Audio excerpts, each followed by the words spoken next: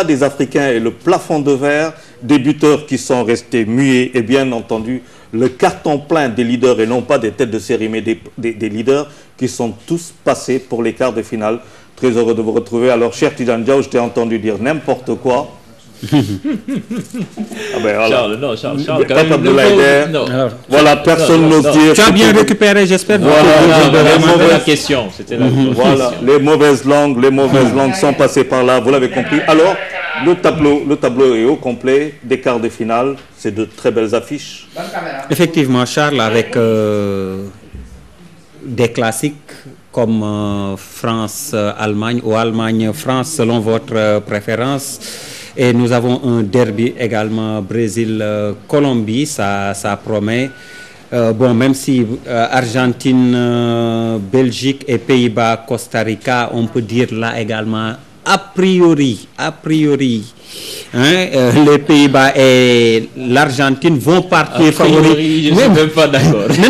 Non, mais c'est pour ça que j'ai insisté avec mes a priori, sachant que, comme je l'ai toujours dit, chaque match a sa vérité, cher. waaw di wax rek téléspectateurs yi kontaan si yéen di xaar seen appel yi pour que ñu waxtaan mais en plus des maillots yoo xamante ne DER moom lay joxe depuis le début DER il y a d'autres nouvelles avec notamment les billets d'avion dont tu me parlais tantôt. Exactement, 3 billets d'avion yoo xam ni Bruxelles Airlines avec Orange en partenariat avec Orange qui nous accompagne pour ce mondial ñoom ñoo ko offrir téléspectateurs yi. Alors 3 billets d'avion yoo xam ni la toute destination Europe ku ko gagné fu la neex ci Europe lañ la koy daggal ñu jàpp rek ni ci quart de finale yi lañ koy maye demi-finale ak finale bi donc muy 3 billets yoo xam ni yokku na ci maillot yi ñuy maye depuis le début. Alors bu Angleterre bi suba la repos break bi di jeex demain incha allah dinañ ko joxe comme ni ñu joxe yeneen yi ñu digg woon. Incha allah demain 17h faut dire qu'on prend rendez-vous demain 17h. avec les téléspectateurs. Alors donc le premier tableau qu'on verra c'est France-Allemagne. Alors France-Allemagne déjà en 1982, la demi-finale qu'on connaît, puis les deux équipes se retrouvent en 1986. Alors, c'est une belle histoire. Tout ça, Charles, c'est de l'histoire ancienne quand même. Oui, c'est une histoire de lui dire que... Je pense que j'avais 1 an. Mais là... mais ça te concerne que tu... Ça compte, c'est vrai, mais... ces deux équipes se sont rencontrées, je pense, il y a pas 2 ans de cela. C'était en Allemagne même, en match amical. Et ce sont les Bleus qui se sont imposés 2-0 face à cette équipe d'Allemagne. On a toujours les mêmes équipes. Je pense que la France a un tout petit peu l'avantage psychologique, même s'ils n'ont jamais battu ces Allemands en match officiel. Mais quand même, vendredi, ce sera une toute autre paire de matchs. Alors nous avons ñu jël téléspectateur bi woote nekk ci ligne bi mbokk mi allo salaamaaleykum. allo. waaw kilifa gi fooy wootee ak tur bi.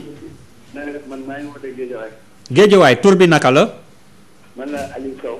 Aliou Sow. waaw Aliou Sow. waaw ñu ngi ci quart de finale yi naka nga gisee affiche bi ñu nekk. équipe africaine yi. mu ne. équipe africaine yi ñoom. waaw. fulla bu ñu war a def ci compétition bi ñu ko def. moom mi ngi ñaxtu ci équipe africaine yi ba léegi. tubaab yi foofu la ñu tubaab yi ñoom bu ñuy dem bu ñu dem ñoom. sori tuuti waaw na nga wàññi sa télévision tuuti.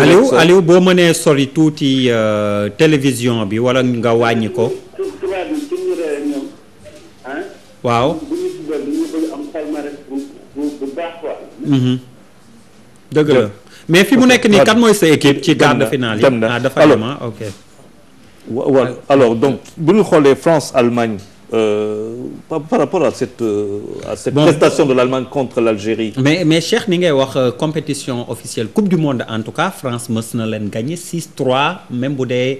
yàgg na quand même oui yàgg na. waaw léegi ni nga wax ci diggante bi 82 jaar na fi mais je pense que français yi. à 86 à 86 effectivement du coup xam nga fële série penalty la ñu mujjoon a dem. bi allemand yi renversé vapeur bi à Séville en 82 86 moom dañu teel a tàggoo 2-0 la ci biir match bi mais je veux dire ci diggante bi effectivement complexe bu France mënoon te amit vis-à-vis de l'Allemagne dañ na seen joueurs yi dañu génn di jouer ci championnat yi gën a mag ñenn ñi d'ailleurs en Allemagne ñeneen ñi français yi même booy xool 98 seen équipe bi bu ñu gagné nee nañ esprit bi surtout mentalité bi ñu amoon moo dul woon mentalité joueur français toujours côté mental lañ doon flancher mais avec des Zidane qui étaient à l'époque à la Juve xam nga am ndëgërlaay googu ñoom Deschamps Emmanuel Petit ñoom ñëpp ci biti Desailly ñu ngi woon ci biti ay Chelsea ay affaires yu demee noonu donc de ce fait du point de vue du mental jamono jooju sax xam naa dafa jege woon exactement ñu jël ki ci ligne donc je veux dire mental bi ñuy wax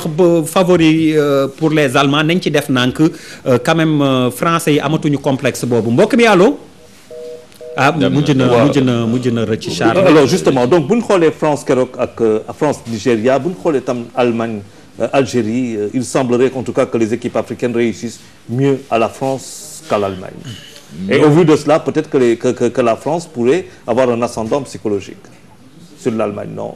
Mieux à la France qu'à l'Allemagne. Bon, équipe africaine yi moom je pense que. ñoom ñaar ñëpp mës nañ ci am. seen i bés ku nekk am nga ci sa bés. waaw te en plus démb ñi ngi ko doon wax gis nga ñu bare dañoo xaw a ñeme Allemagne ginnaaw bi Allemagne footballé ak Algérie ba pare parce que dañoo gis Algérie dafa sonal Allemagne yëngal ko gësam ko ba mu yëngatu. gars yi nag gis nit ñi. xaaral ñu gaaw a jël ko gabaal ma rek ñu gaaw a jël. allo mbokk mi ci ligne bi salaamaaleykum. maaleykum salaam. kilifa gi fooy wootee ak tur bi. Aliou Lo Diouf Somone. Somone ngay wootee tur bi naka la. Aliou Lo Diouf. Aliou Lo Diouf. Aliou Lo Diouf Diouf Aliou xam nga waa téléphone bi dégg-dégg bi dafa neexul. Aliou Diouf alors ñi ngi nuyu waa Somone yëpp jaarale ko ci yow ci quart de finale yi la ñu nekk di jàngat France Allemagne la ñu toll noo gisee match boobu. waaw France Allemagne 2-1 laa gis. pour kan. pour Allemagne. yow xanaa Allemagne nga faral ci coupe du monde bi. non faral ma ko mais ni ma doom laa xalaat rek quoi. mais lu tax nga war a gis ni Allemagne ñi war na mën dóor France 2-1 alors que ni ñu koy jàngatee ñu bëri. palmarès daal laa jàngate ne. waaw bon France daal moo war a mën a am moom laa gis daal équipe bi taxawaay bu baax. ah mais palmarès moom feeñul woon ci diggante Italie ak Costa Rica de. Aliou Diouf ñi ngi koy nuyu doon woote. alors il y aura un autre quart de finale Brésil Colombie alors c'est les Colombiens déjà qui créent la surprise en arrivant en quart de finale alors. Et puis un quart qui tombe qui tombe pas à point nommé pour cette équipe brésilienne parce que quand même il y a des tensions au sein de cette équipe brésilienne avec l'entraîneur qui déclare publiquement qu'il y a un joueur, il ne l'a pas nommé, qu'il ne voudrait plus voir ou bien qu'il n'allait pas sélectionner s'il savait que c'est le résultat que cela a donné. Bon, on ne sait pas de quel joueur il parle. Et il a aussi publiquement taclé son capitaine, Thiago Silva, qui a refusé de tirer un penalty face au Chili. Et il n'a pas compris de l'autre côté que son gardien se mette à pleurer. Bon, en tout cas.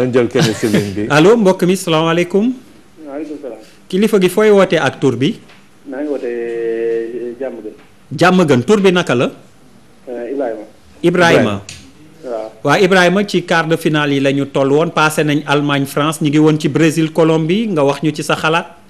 waaw match boobu li ma ci sama xalaat mooy Colombie daal mooy dóor Brésil. Colombie mooy dóor Brésil. moo koy dóor waaw. ñaata wax ñu score. moo koy dóor 1-0. 1-0. waaw te match bi tamit maanaam dina xaw a jafe tuuti. fu mu ko teg waaw mais waaw non lu tax nga ni 1-0 la pour Colombie. non damaa xam Colombie ak seen football. waaw na ngeen xam bu baax ba dee France ak kii tamit mën naa see wax. Aïcha France Allemagne noo ko gisee. waaw France ak Allemagne ni ma ko gisee mooy. moom tamit seen kii bi du bëri bit yi du bëri. te bit tamit bu dee am si fin de match bi lay am. but buy am fin de match lay am kuy gagné. fin de match lay am. kan mooy gagné. France mooy gagné. France. waaw incha allah kon yow nañ joxante rendez-vous ci quart de finale yi bu jeexee rek ñu seet ndax. ñu ngi leen sant bu baax. jërëjëf vraiment ñu ngi lay gërëm di leen sant. jërëjëf nuyul ñu bokk jàmm gën yëpp. Voilà, Charles, je disais que ce n'est vraiment pas la sérénité dans ce groupe brésilien. En plus de cela, Neymar, la star de cette équipe, il est diminué puisqu'il souffre. Mais il est annoncé quand même partant.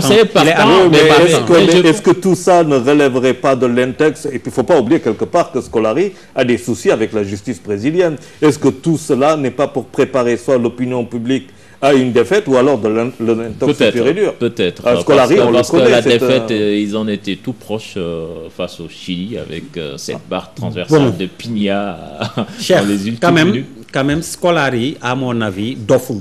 Lu mu def pour man moo ko tey 6 journalistes la tànnal boppam trié sur le volet xam na ñi mu doon waxal kenn ci ñoom moo sennal li mu wax te tamit est-ce que du dañ ko déggoo léegi nag lan moo nekk ci ginnaaw effectivement ni Charles wax. préparer opinion la ndax remobiliser équipe am la bëgg lan la ci doon jublu moom rek a xam mais en tout cas ce qu'il a fait il l'a fait sciemment. sur 1000 journalistes accrédités moo tànn 6. waaw wax ak moom daal mag la. exactement mag la xam na li muy def jël ku nekk téléphone. mbokk mi allo salaamaaleykum. waaw ñoo ngi ziar de Aliou. waa delloo nañ la ziar fooy wootee ak tur bi. Aliou Ndiaye Rue 11. Aliou Ndiaye Rue 11 waa Aliou an sa maillot Brésil bi mbaa yaa ngi koy sol. démb moom laa ko sol TFM laa ko jëlee ñëw ma ko jox. waa mais yan na ràpp ak jàmm. amiin waay. waa am nañ image yi sax incha allah demain ci comme ba léegi repos la dinañ wane waale image yi bi nga fi jaaree. ak Zapata it mi jël si loowam dinañ ko jàllale nit ñëpp gis ko. wax dëgg yàlla seen kër gi moom yaatu na macha allah daal. jërëjëf ñoo ko bokk. émission bi moom diggante keroog xam nga dama duggoon ne la. laaj ma ci diggante Colombie ak Brésil quoi. waaw. nga dama ban équipe moo la gën a def. kii ci mondial bi ma ne la man Colombie laa gis parce que Colombie moom. moo ma gën a def surprise ci mondial bi.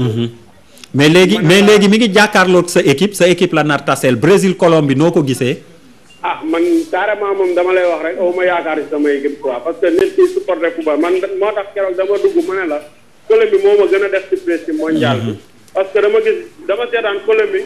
ak olympique yooyu Aliou Cissé yi ma gis football bi ñuy def. carrément ak bi ñu ñëwee ci mondial bi tey avant ñuy dem mondial presque ñoo génnee ñoo topp ci yaakaar naa ginnaaw.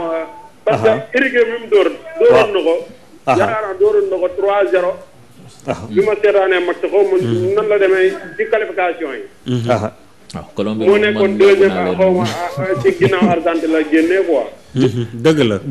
waaw xam nga football bi ñu yor daal jéggi na doye ba yaakaar naa mondial bi parce que bu ma xalaatee seen football dëgg ban football la may jox mu ngi may jox Sénégal 2002. ni ñuy jéegandoo noonu la ñuy wàccandoo jom ji ma gis ci ñoom daal wax dëgg yàlla mën nañoo am dara ci mondial bi kon Aliou Ndiaye yow dafa mel ni da nga génnee xel ci match bi ñu ngi lay gërëm di la sant Aliou Ndiaye doon wootee di la ne rek fële waa régie nen tey il faut que ñu mayee benn billet kon xam naa du ñu xaar ba quart de finale bi kon tey la ñuy mais tey xam naa dinañ laaj waa régie ñu jox ñu turu après koo xamante ne moo gagné benn billet d'avion man de ci quart de finale yi laa waxoon demi finale ak finale waaye comme régie nee nañ dañuy maye balaa ñu fi bàyyee ko niñ koy defee rek nañ la déy kuñ ko may man ma joxe ko amul benn problème. waaw d'accord donc dañuy ne rek fii c'est la démocratie. voilà les mondialistes ñëpp ci bokk. liñ ci débat bi ñu nekkoon sànq xam nga ñi ngi wax ni Brésil dañoo dépêché benn psychologue andi ko ci équipe bi parce que quand même li ñu dund keroog daf leen jaaxal ñu ñëw prolongation série ay joueurs di jooy ñii di bëgg rey seen bopp ci terrain bi ndax pression ba ñii di ragal a dóor penalty mais quand même ça. Charles dafa am loo xamante ne daal moom xam nga rek waaw lu si nekk xew na mais bon disons qu'un joueur a le droit de ne pas tirer un penalty. mais quand même le capitaine aussi quand même côté boobu aussi sélectionneur bi li mu wax dëgg la même bu dul woon da ko war désinguer publiquement ñëpp di xam mais c'est pas normal ngay capitaine d'équipe penalty série penalty ñu yegg fa ngay jooy ak a bañ tirer penalty quand même courage bi ci yow lañ ko doon xaar. waaw nañ jël kenn si ligne bi. allo mbokk mi waaw woote leen ndax billet avion Bruxelles Airlines bi en partenariat avec Orange dama koy maye balaa émission bi di jeex ci tàng bi allo. ma ne yal naa ko gagné. allo ma ne yal naa ko gagné. yal na nga ko gagné yow fooy wootee ak tur bi naka la. man Guédiawaye laay wootee mais sama doom bu góor laay wooteel nag. ok sa doom bu góor. waaw nee na Sall. waaw turam waaw sa tur naka la. Néné Sall. Néné Sall. waaw. ndax Néné est-ce que mooy tur bi. waaw mooy tur bi kay. Néné Sall waaw mais bul fàtte bàyyi sa numéro téléphone rek comme ça ni may wax léegi nii dinañ siiwal ki ñu ko jox. waa léegi yow wax ñu tuuti bu dee sa doom it ngay wooteel wax ñu loo xam ci mondial bi. man li ma xam ci mondial bi man France laa supporté woon. waaw mais kon da nga ci génn wala yaa ngi koy supporté ba léegi. waaye maa ngi ciy lox-loxi. xanaa Allemagne da nga ragal Allemagne.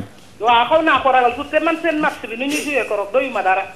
contre Nigéria. waaw nu ñuy joué doyu ma dara vraiment dama leen supporté woon mais mujj gi moom. dama mais yow Néné yow arbitre daf la jàppale keroog. penalty am na fa carton rouge am na fa xam nga yow keroog nga naroon toog. yow ak France yëpp da nga naroon toog keroog. man xam naa loolu di. waaw. man kay xam naa loolu moo tax nag wóoluwuma leen contre kii. Allemagne. waaw. waaw. yéen daal li ñuy wax ci France fu ngeen dégg Allemagne tiit même bu ngeen amee équipe bu baax. mais Néné Sall ni nga ko waaw ma ne ko ñu ngi lay jaajëfal ni nga ko ñaanee yar na nga ko gagné rek waa régie balaa ñuy tàggoo dinañu déy Charles Faye kan lañ ko may. Bruxelles Airlines bi. voilà ñuy avancer rek di dem alors il y a un sujet qui me fascine vous le savez très bien c'est les Africains et le plafond de verre. duñ gis daal africains yi bu ñu àggee huitième de finale mu mel ne ñoom gagné nañ coupe du monde est-ce que de ce côté-là les Africains et ça c'est une question que pose même Pape Samba Diarra est-ce que les Africains ça veut dire ils viennent à la coupe du monde pour les huitièmes de finale ou les quarts de finale c'est le plafond de verre quoi c'est incroyable ça. Parce que jusque-là le bilan quand même. L'ambition n'existe pas. Le bilan il est famélique il y a que 3 équipes qui ont réussi à passer le cap de ces huitièmes de finale le Sénégal le Cameroun. Et encore le Ghana qui était en pas de passer pour les demi-finales mais ça ne s'est pas fait. Mais bon Charles je pense que on a affaire à des équipes plus fortes que nous, plus organisées que nous. Il y a que ça parce que bon sur le plan de l'organisation il n'y a pas photo. Sur le plan du talent c'est vrai que les Africains ont du talent mais des fois il y a de la place pour le faire comme ce fut le cas face à la France. Et malheureusement ça ne s'est pas fait mais moi je ne pense pas que quand même que. on manque d'ambition on manque d'ambition nañ jël kenn ci téléphone. allo mbokk mi salaamaaleykum. maaleykum salaam. kilifa gi fooy wootee ak tur bi. man maa ngi woote Touba. Touba tur bi naka la. Bajirou Ba. naka. Bajirou Ba. Nazirou Ba. Basirou sëñ Bas ñi ngi lay nuyu. waaw naa def. ça va alhamdulilah ñi ngi nuyu waa Touba yëpp. waaw mais ci waxtaan bi ñu laaj ko xanaa fi ñu ci toll woon. lu tax Afrique huitième de finale rek la ñuy yam. maanaam bu ñu àggee huitième de finale mel na gagné nga coupe du monde. dañu gëmul suñu bopp nee na. waaw loolu laa xalaat. waaye mais nu ñuy def ba mu changé. nu ñuy def ba mu changé dafa ñu gëm suñu bopp wut ay temps coupe yu baax yu africain yoo xam ne dañuy respecté normes yi leen di teg. waaw. dëgg la ndax booy yi ci boppam daal man li ma defe daal damaa gis ne ñoom daal dañoo respecté wut africain yi bu baax daal ndax millions yi ne topp sa ginnaaw respecté woon li ngay def ba toog ay huitième finale yi rek neexuma daal moom wax dëgg yàlla. jërëjëf vraiment jërëjëf Bass ñi ngi lay gërëm di la sant. je pense que foofu ñu gën a liggéey parce que tamit dañuy dem daje équipe yoo xam ne ñoom ñoo ñu mën ñoom ñoo ñu gën a taxaw bien vrai que ci biir match dinañ leen yëngal gësam leen mais. du mujj fenn à la fin li ñuy faral wax bëre bu keek mbaam lay doon souvent dañu koy def loolu moo xew ci diggante Algérie ak Allemagne te loolu tamit dañu gis ci diggante France ak Nigéria il y avait de la place demoon nañ bay gis bunt bi mais. voilà justement demoon nañ bay gis bunt bi comme il y a des buteurs yoo xamante ne gisuñu buntu camp yi qui sont restés sans voix alors cher Tidiane Diaw. voilà des buteurs. Je pense qu'on en avait 4 à 4 buts lors de ce premier tour et il y en a que un qui a pu scorer lors de ces huitièmes de finale. Alors peut-être avant qu'on ne lance l'élément on va passer sur il y a quelqu'un au téléphone. allo mbokk mi salaamaaleykum waaleykum salaam. kilifa gi fooy wooteeg tur bi. Tëngéej. allo. Tëngéej lay wootee. waaw ma ni waa fooy wootee Tëngéej tur bi. Ibrahima Gueye. Ibrahima Diouf. Gueye. Ibrahima Gueye. waaw. kooku ma mbokk lébu la na nga def Ibrahima. sant yàlla alhamdulilah. ayca bisimilah ci waxtaan bi ñu ngi woon ci bilan wu africain yi li ñu gis mooy dañuy yegg huitième de finale mel ni ñu jël coupe bi ndax loolu lu yanu maanaa la. yanuwul maanaa moom. ah. loolu moom defar na sama waa ji. bu ñu toogee booy xalaat ay quart de finale moom jarul lu ñu dem mondial. waaw loolu daal vraiment taxu ñoo jóg mais nag est-ce que du tamit ñi ñuy taseel nañ ko nangu ñooñu mën bu ma nee ñooñu mën mooy ci forme yëpp ni ñuy préparer woo ni ñuy organiser woo doog a yegg si ci terrain bi taxawaay bi. waaw loolu sax mën na ne mais man dama yokkoon sax suñuy chance mu ngi commencé woon ci Brésil wala Afrique du Sud. waaw parce que pour man valeur bi foofu ñun ñoo ci war a gën a chance. pour tubaab bi quoi. waaw mais man match kii bi Allemagne bi moom waroon tax a jóg. ayca Allemagne France noo ko gisee. Allemagne day dem. Allemagne day gagné yow wóolu nga sa bopp de Ibrahima Gueye. li daan France yi dañuy rees rek sama waa ji. affaire yi nekkatul jamonoy Hitler de. français yi léegi dañoo décomplexé. ñoom def nañu le tout boo déggee seen commentaire yi sax dañu doon def le tout pour Allemagne nag match boobu. pour ñu bëgg a dal ci pour ñu bañ a dal ci ñoom. kon vendredi xam naa vendredi incha allah nga woote téléphone rek ñu xool bu dee France dóor na la moom nga woote. faudra appeler vendredi. Ibrahima Gueye jërëjëf mi ngi on va finalement avancer pour revenir un peu sur ces buteurs qui sont restés sans voix, qui sont restés muets. Messi, Neymar, Müller. Il n'y a que James Rodriguez donc qui a marqué durant ces huitièmes de finale. Donc c'est un élément signé Abdulaziz Kane. Trembler les filets au premier tour, ils se sont montrés prolifiques en terrorisant les défenses adverses, mais en huitième de finale, ils se sont subitement tus, butant devant les camps adverses pour laisser briller d'autres protagonistes. Ils, ce sont les meilleurs buteurs du premier tour, les Neymar, Müller, Robben van Persie, Karim Benzema et Lionel Messi, muets en huitième de finale. Thomas Müller a démarré son mondial en trombe en inscrivant un triplé face au Portugal. Muet contre le Ghana, le meilleur buteur de la dernière Coupe du Monde revient aux affaires face aux États-Unis. En huitième de finale face à l'Algérie, il laisse la vedette à Schürrle et Özil pour qualifier la Nationalmannschaft. Neymar avait lui aussi réussi ses débuts en marquant un doublé contre la Croatie. Inoffensif face au Mexique, l'attaquant Auri Verde remet ses habits de sauveur devant le Cameroun. Mais en huitième de finale face au Chili, Neymar a du mal à porter le jeu de la Seleção, même s'il se montre décisif lors de la séance des tirs au but.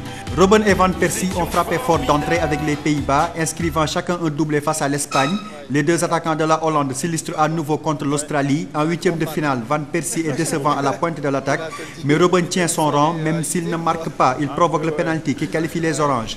Karim Benzema s'est signalé d'entrée avec un doublé face au Honduras, puis il enchaîne avec un but face à la Suisse, mais l'attaquant français offre une prestation empruntée en huitième de finale malgré des occasions nettes. Lionel Messi a tout balayé sur son passage au premier tour avec un but face à la Bosnie, une réalisation contre l'Iran et un doublé devant le Nigeria, mais le buteur de l'Albi Céleste est resté aphone en huitième de finale face à la Suisse, même s'il peut se consoler avec une passe décisive.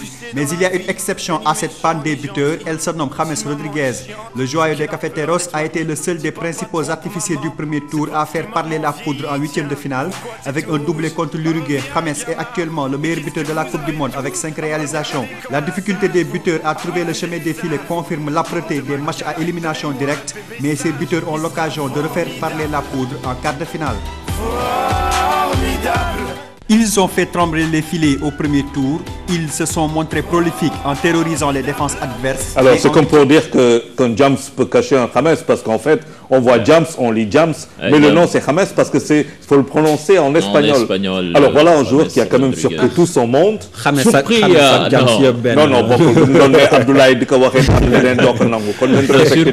surpris, je pense même pas.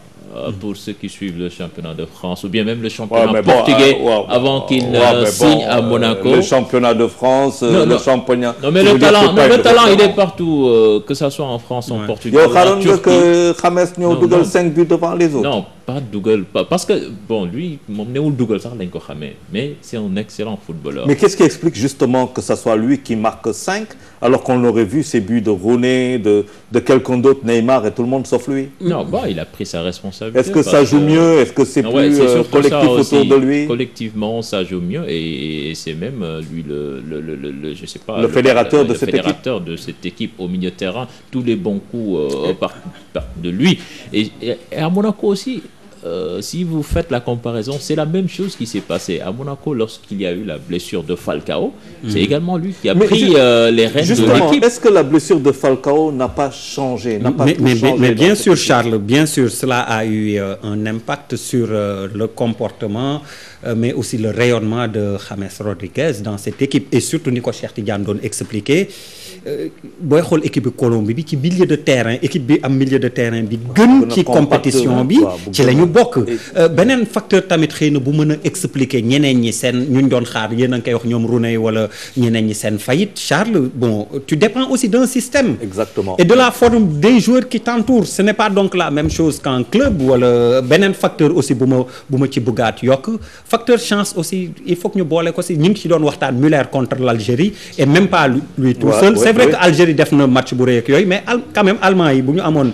un peu plus de réussite exactement match bi mënoon na changer donc mooy li ñuy wax un match ak dugal but ak yenn performance yi franchement ça tient à très peu de choses. bu mu lay gis ngay def nii di yëngu rek da nga am nouvelle. waaw dama am xibaar waaw ci diggante bi élément bi di jaar defe naa day ñoomal ki nga xam ni moo gagné billet bi dafa mel ni ñaanam dafa nangu ci koor gi it dal ndax ba muy dugg allo déggante wuñu yaan naa gagné billet bi la wax eh bien waa régie donc Nene Sall doon woote pour doomam dëkk Guédiawaye moom moo gagné billet bi et c'est un billet de Bruxelles Airlines en partenariat avec Orange qui nous accompagne pour ce plateau toute destination Europe foo bëgg dem ci Europe rek fa lañ la koy daggal alors ni nga wax comme beneen nouvelle la it mayo bi dama ñu ne woon suba lañ koy maye mais suba incha allah comme du jeex ñi ngi fi dañuy maye beneen Bassirou Ba bu Touba moom moo gagné mayo Angleterre bi donc Bassirou Ba wootee sànq Touba moom moo gagné wala moom la ñu may parce que affaire bi ñu rappelé ko du jeu vraiment c'est pour neexal plateau bi agrémenter les mondialistes au téléphone chez eux donc dañuy maye. may nañ ko maye dinañ leen woo téléphone pour que ñu ñëw tout de suite après dinañ leen wax kañ lañ koy jël. On va finir sur le carton plein des leaders parce que toutes les équipes qui sont sorties premières de leur poule se retrouvent en quart de finale. Et ça c'est peut-être une première dans l'histoire du mondial. Une première, bon, je sais pas, j'ai pas vu les statistiques, mais par contre, ça va nous donner des quarts de finale extrêmement relevés, puisque ces équipes quand même ont dominé leur poule, ils ont gagné leur quart de finale, même si ça a passé de justesse dans certains cas de figure comme le Brésil ou l'Argentine, mais quand même. On croise les doigts pour eux et ce qui nous fait dire qu'on aura des quarts de finale exceptionnels et très serrés, encore comme ce fut le cas pour les huitièmes. C'est vrai aussi qu'à l'exception su ma juumul du Costa Rica mi terminé leader de sa poule France aussi moom moo supplanté Suisse mi ñu defoon tête de poule. ñeneen ñi FIFA tegoon en pole position oui ci tête de série on les retrouve quand même en force ñu confirmer aussi seen place par seen place su leader ci seen poule ça veut dire qu'il y a une certaine hiérarchie Charles qui s'est dessinée dès les matchs de groupe et qui se confirme avec les quarts de finale. Merci Abdoulaye Der, merci Cheikh Tidiane Diaw, c'est tout pour aujourd'hui, on se retrouvera demain à 17h pour un autre débriefing. D'ici là, suivez les programmes sur TFM. Bonsoir à tous.